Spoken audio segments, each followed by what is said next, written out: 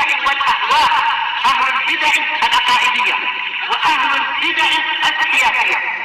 نقول بيننا وبينكم السلف، بيننا وبينكم الكتب.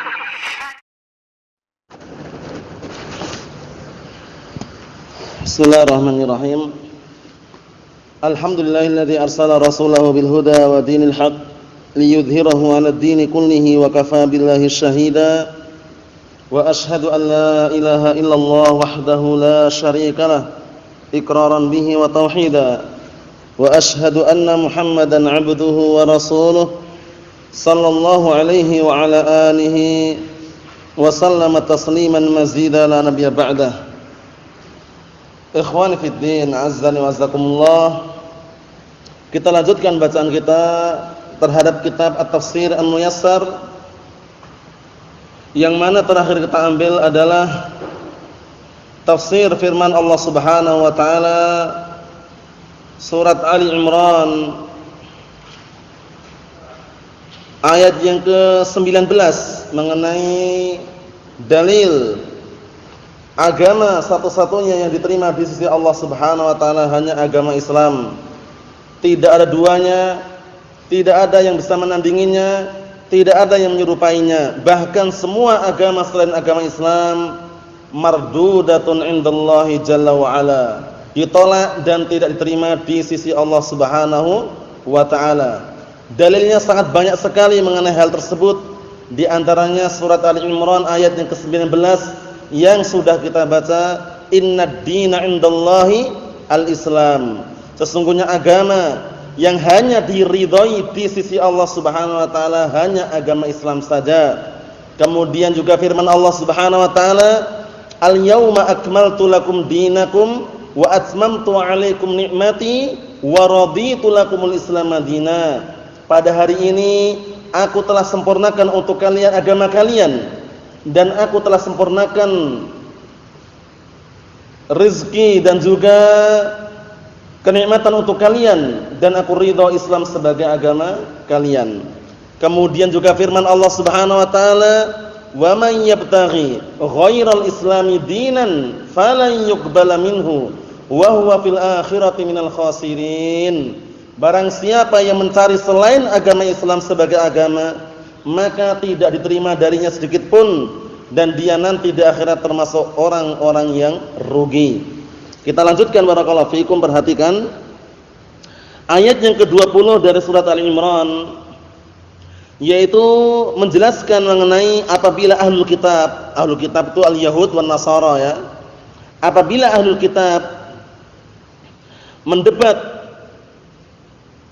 kaum muslimin berkaitan masalah tauhid setelah tegak hujjah pada mereka, maka katakanlah kepada mereka bahwasannya kami adalah orang-orang yang ikhlas.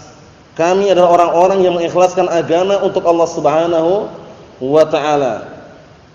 Karena mereka tujuannya agar memalingkan kita semuanya dari agama Islam. Dan orang Yahud dan Nasara tidak akan pernah ridha kalau seandainya kita ini berada di atas agama Islam. Dengan berbagai macam caranya, upaya dan juga barakallahu fikum cara yang mereka lakukan agar kita keluar dari agama Islam. Sebagaimana firman Allah Subhanahu wa taala, "Walan tarda 'ankal yahudu walan nasara hatta tattabi'a millatahum." Orang-orang Yahud dan Nasara tidak akan pernah ridha kepadamu wahai Muhammad hingga engkau mengikuti agama mereka. Jadi bagaimanapun caranya, upaya dan cara mereka keluarkan untuk membikin kaum muslimin murtad dari agamanya. Wal'iyadzubillah. Oleh karena itu jangan sampai kita hanya mengenal agama Islam saja, namun kenalilah as-sunnah. Karena al-Islam was-sunnah bagaikan ikatan yang sangat kuat. Berkata al-Imam Al-Barbahari rahimahullah di dalam kitab Syarhus Sunnah, "I'lamu anna al-Islam huwa as-sunnah, was-sunnah hiya al-Islam, wa la yaqumu ahaduhuma illa bil akhar." Al-Imam Al-Barbahari, Imam Ahlus Sunnah, beliau mengatakan dalam kitab Syarhus Sunnah, ketahuilah sesungguhnya Islam itu adalah as-sunnah dan as-sunnah adalah al-Islam, dan salah satu di antara keduanya tidak akan bisa berdiri tegak kecuali saling melengkapi. Ikhwani fid din, azzani wa azakumullah. Jadi al-Islam as-sunnah adalah karunia yang paling besar. Berkata Imam Ibnu Qayyim al-Jauziyah rahimahullah, di dalam kitab Istima' al-Juyush al-Islamiyah, beliau mengatakan waqad darat aqwalus salaf ala anna fadlallahi wa rahmatah al-Islam was sunnah. Sungguh para ulama salaf mereka telah sepakat, ucapan mereka sama, menyatakan bahwasanya keutamaan dan karunia Allah Ta'ala yang paling besar adalah al-Islam was sunnah. Setelah beragama Islam mengenal as-sunnah. Karena apa? Karena orang kalau meninggal di atas al-Islam was sunnah berarti dia telah meninggal di atas kebaikan seluruhnya. Suatu ketika ada orang bertanya kepada Al-Imam Abu Abdullah Ahmad bin Hanbal, "Ya Abu Abdullah, bagaimana pendapatmu mengenai orang yang meninggal di atas as-sunnah?" Kata Imam Ahmad, "Uskut, diam kamu. Man mata 'alal islami was sunnah mata 'alal khairi kullih." Atau semakna itu. Maksudnya orang kalau meninggal di atas Islam dan sunnah itu berarti dia telah meninggal di atas kebaikan seluruhnya. Enggak usah banyak bicara, kata beliau. Nah, menunjukkan bahwasanya keistimewaan dan karunia rezeki yang paling besar adalah kita diwafatkan di atas Islam dan as-sunnah. Itu yang kita harapkan. Naam. Kita lihat qala Allah Ta'ala berfirman, ayat yang ke-20 dari surat Ali Imran, fa in hajjuka faqul aslamtu wajhiya lillah wa man ittaba'an wa qul lil ladzina utul kitaba wal ummiyyin a aslamtum fa in aslamu faqad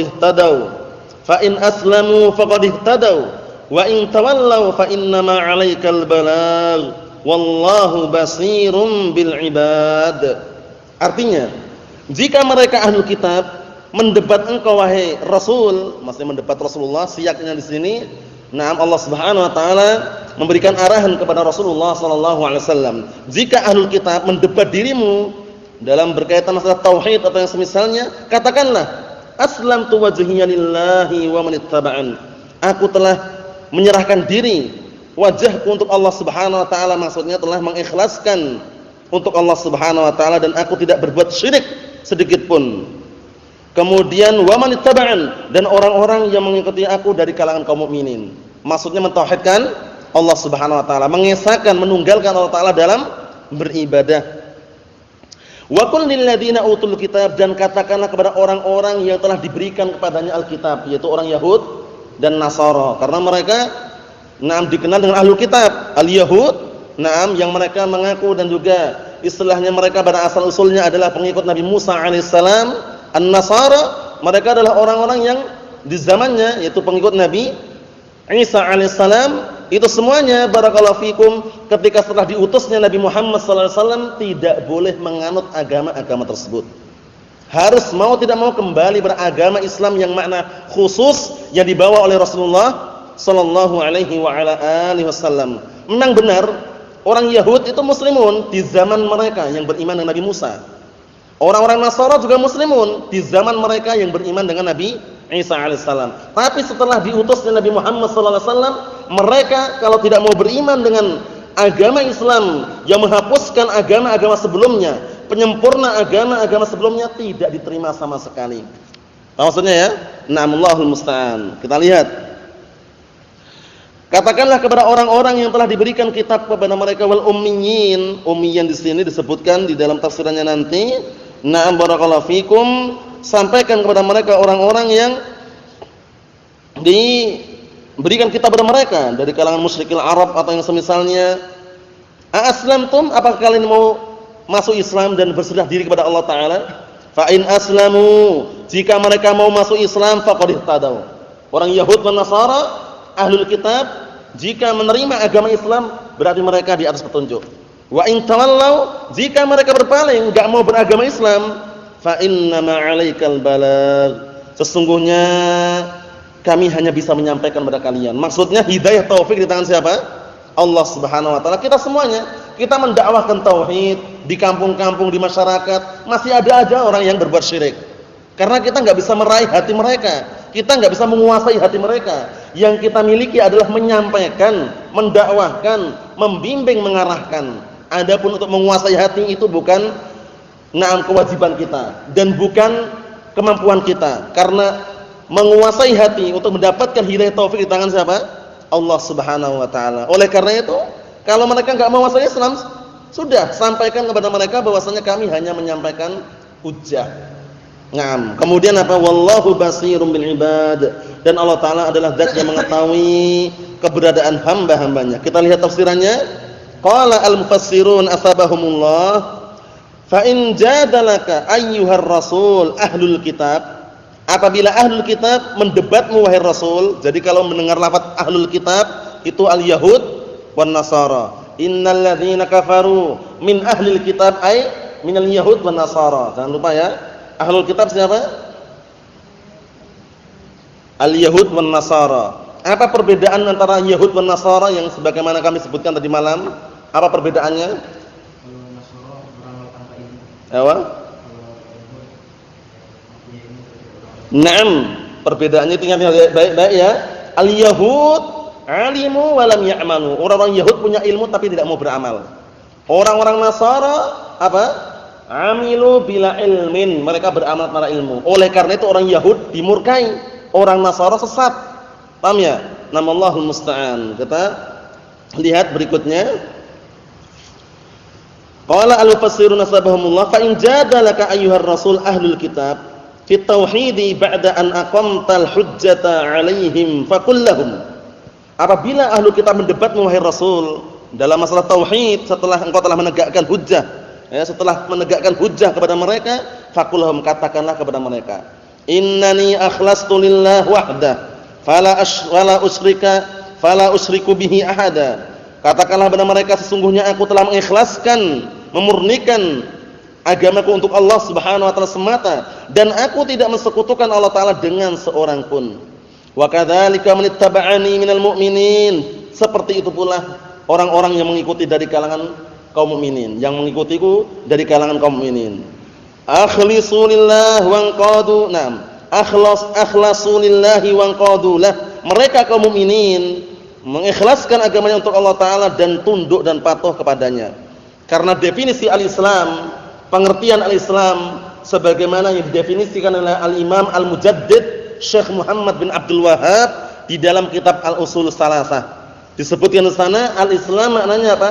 Al-istislamu lillahi bit-tauhid wal inqiyadu lahu bit-tha'ah wal bara'atu minasyirki wa ahlihi. Itu definisi Islam. Enggak usah jauh-jauh, definisinya bisa dilihat dalam kitab Al-Usul As-Salasah.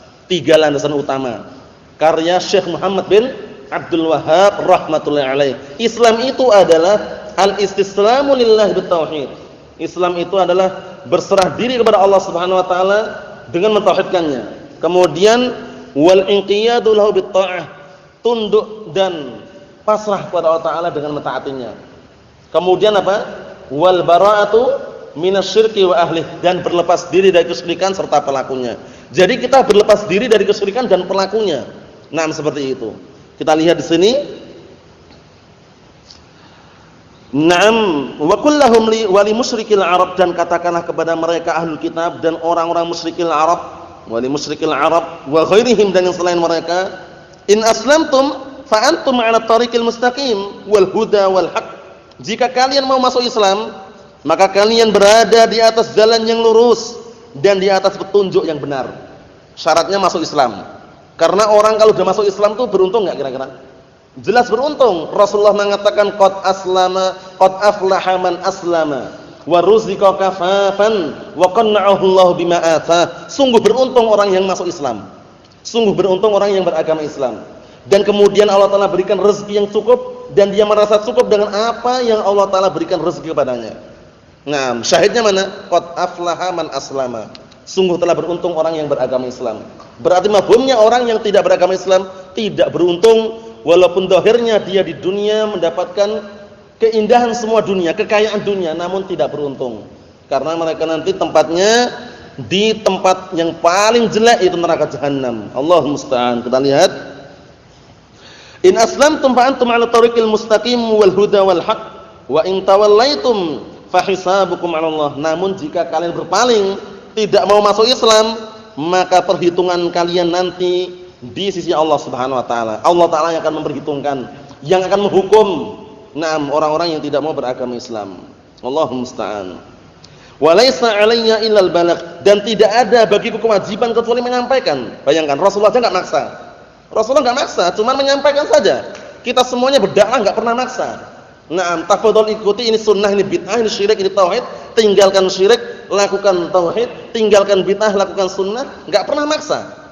Ahlus sunnah dakwah seperti itu. Rasulullah ketika mengutus Mu'adz bin Jabal dan Abu Musa al-Asy'ari ke negeri Yaman waktu itu, Rasulullah mengatakan basyira wa la tunafira, yassira wa la tu'assira. Berikanlah kabar gembira kepada mereka dan jangan membikin mereka lari. Kemudian apa? Yassira wa la tu'assira. Permudahlah mereka dan jangan membikin sulit mereka. Ini semuanya tentunya kabar gembira dan perkara yang mudah yang dibangun di atas syariat Al-Qur'an dan As-Sunnah, bukan semata-mata yang dibangun di atas hawa nafsu. Naam. Karena kalau orang mau masuk surga itu ya enggak semudah yang kita bayangkan, barakallahu fikum. Orang kalau mau masuk surga itu harus menempuh jalan-jalan yang tentunya banyak rintangan dan halangan. Oleh karena itu Rasulullah mengatakan apa? Hujibatil jannah bil makarih. Surga itu diliputi, ditutup dengan perkara-perkara yang barakallahu fikum, makarih yang manusia itu membenci. Seperti sholat subuh, dingin-dingin kita harus sholat. Rasanya enak enggak rasanya kalau orang enggak semangat, rasanya enggak enak. Paham ya? Kemudian barakallahu fikum, qiyamul lail, sholat malam, itu pun juga disyariatkan. Berat rasanya, itu kunci menuju surga gitu loh. Jadi enggak ada kunci menuju surga itu semudah yang kita bayangkan. Paham ya? Cuman itu tadi. Kita semuanya berupaya untuk menempuh dan juga mencari kunci menuju surga tersebut. Apa sih kuncinya di antaranya? Talabul ilm, mencari ilmu. Antum sekarang duduk di majelis seperti ini, paham enggak masalah. Yang penting niat antum tulus mengharap ridha Allah taala, karena jaminannya surga. Man salaka tariqan yaltamisu fihi ilma sahalallahu lahu bihi tariqan ilal jannah. Barang siapa yang menempuh perjalanan dalam rangka mencari ilmu, niscaya Allah Ta'ala akan mudahkan bagi dia jalan menuju surga. Percaya enggak percaya, hadisnya sahih. Paham ya? Maksudnya bagaimana maksudnya? Yang namanya orang belajar itu kan enggak harus paham waktu itu juga. Dengan cara berangsur-angsur, bertahap, pelan-pelan, sedikit demi sedikit, dia nanti akan paham. Di samping itu juga apa? Kalian diam sekarang ini kelihatannya santai, tenang. Itu pun malaikat juga hadir. Malaikat juga meletakkan sayap-sayapnya kepada para pencari ilmu. Innal malaikata la tad'u ajnihataha li talibil ilmi ridha bima yatlub. Atau kama qala Nabi sallallahu alaihi wasallam. Maksudnya apa? Sesungguhnya para malaikat mereka meletakkan sayap-sayapnya kepada para penuntut ilmu karena senang dengan apa yang dia cari. Sekarang antum duduk sini nyari apa? Dunia apa akhirat? Yang jelas akhirat, karena dunia di sini enggak ada. Kalau antum perhatikan, uang enggak ada, ya enggak? Tapi akhirat yang kita cari. Oleh karena itu malaikat senang, ridhan bima yatlub. Dia itu senang dengan apa yang kalian cari. Paham ya? Allah musta'an, karena ahlul ilm dan para talabatul ilm mereka adalah apa? Mereka adalah orang-orang yang berupaya mencari ridha Allah Subhanahu wa taala, bukan mencari ridha manusia. Karena ridha manusia adalah puncak yang tidak bisa diraih. Ridhan nas ghayatun la tudrak. Keridhaan manusia ada semacam puncak yang tidak bisa diraih oleh orang. Naam. Kenapa? Karena kita tidak bisa selamat. Tidak bisa selamat dengan celaan dan kritikan manusia. Tapi kalau yang antum cari adalah ridha Allah taala, pasti akan dapat. Pasti akan dapat. Kita lihat yang terakhir, barakallahu fikum, waqad ablagtukum wa aqamna waqad ablagtakum waqad ablagtukum wa aqamtu 'alaikumul hujjah wallahu basirum bil ibad. Artinya, katakanlah kepada mereka, tidak ada kewajiban bagiku kecuali hanya menyampaikan saja. Dan sungguh aku telah menyampaikan kepada kalian dan menegakkan hujjah kepada kalian. Ini perintahnya Allah Ta'ala kepada Nabi kita Muhammad agar menyampaikan kepada siapa? Orang-orang Yahud dan Nasara. Kami sudah menyampaikan, menegakkan hujjah, telah menegakkan hujjah pada kalian. Wallahu basirun bil ibad, dan Allah Ta'ala zat yang maha mengetahui tentang keberadaan hamba. La yakhfa 'alaihi min amrihim syai', tidak ada satupun yang terlewatkan, terluputkan. Na'am barakallahu fikum, dari perkara mereka di hadapan Allah Subhanahu wa taala. Jadi Allah Subhanahu wa taala mengetahui segala sesuatu. Inti dan syahid daripada ayat ini adalah barakallahu fikum, kita hanya bisa menyampaikan kepada orang-orang al-mu'anidun yang mereka berpaling dari agama Islam, atau orang-orang barakallahu fikum yang mereka berpaling daripada as-sunnah, menyampaikan dengan penyampaian yang syar'i sesuai dengan Al-Qur'an was sunnah, bukan memaksa. Karena kalau kita maksa pasti dia akan bisa menguasai hati manusia Karena hidayah terbagi menjadi dua, hidayah ad-dalalah wal irsyad, itu semua orang bisa memilikinya. Hidayah yang bentuknya mengarahkan, membimbing, menyuruh, memerintahkan, mengajak pada jalan yang benar. Bisa enggak kira-kira? Bisa. Tapi yang hidayah yang pertama ini atau yang kedua ini yaitu hidayah taufik tidak dimiliki kecuali Allah Subhanahu wa taala. Paham ya? Bukti yang sangat konkret untuk sebagai penutupan adalah Rasulullah ketika mendakwahi pamannya. Siapa pamannya? Abu Thalib. Namanya siapa? Namanya Abdul Manaf, yaitu pamannya Abu Thalib. Waktu itu Rasulullah mendekati dan mentalkin. Bayangkan, padahal pamannya kafir, Abu Thalib itu. Didatangi, Rasulullah mengatakan, "Ya am, qul la ilaha illallah, kalimatan uhaju laka biha 'indallah." Wahai pamanku, ucapkanlah kalimat la ilaha illallah sebagai hujah nanti. Satu kalimat yang kalau kamu mau mengucapkan akan aku jadikan hujah di hadapan Allah Ta'ala. Tapi bayangkan, karena hidayah taufik di tangan siapa? Allah Subhanahu wa taala. Rasulullah sudah berupaya untuk agar pamannya mengucapkannya, dia tetap tidak mau. Dia lebih mending terpengaruh dan juga mengikuti pendapat teman dekatnya, teman jelek. Karena di situ waktu Rasulullah mentalkin ada dua orang itu. Ada dua orang jahat bisik-bisikin, "Atarghabu an millati Abdul Muthalib?" gitu. Dua orang ini bisik-bisikin Abu Thalib tadi. "Atarghabu an millati Abdul Muthalib?" Kamu benci dengan agamanya Abdul Muthalib? Agama kekufuran, agama syirik, agama jahiliyah. Akhirnya apa? Abu Thalib pun enggan untuk mengucapkan kalimat la ilaha illallah. Fa'aba an yaqula la ilaha illallah, famata ala millati Abdul Muthalib. Akhirnya Abu Thalib ini enggak mau mengucapkan kalimat la ilaha illallah dan mati di atas agamanya Abdul Muthalib. Nah, pertanyaannya dua orang ini siapa? Yang bisik-bisik Abu Thalib ini? Abu Jahal dan bukan. Abu Jahal dan Abdullah bin Abi Umayyah. Ayo na'am. Abu Jahal dan Abdullah bin Abi Umayyah, dua orang ini bisik-bisiki. Na'am. Abu Jahal namanya siapa? Abu Jahal. Na'am.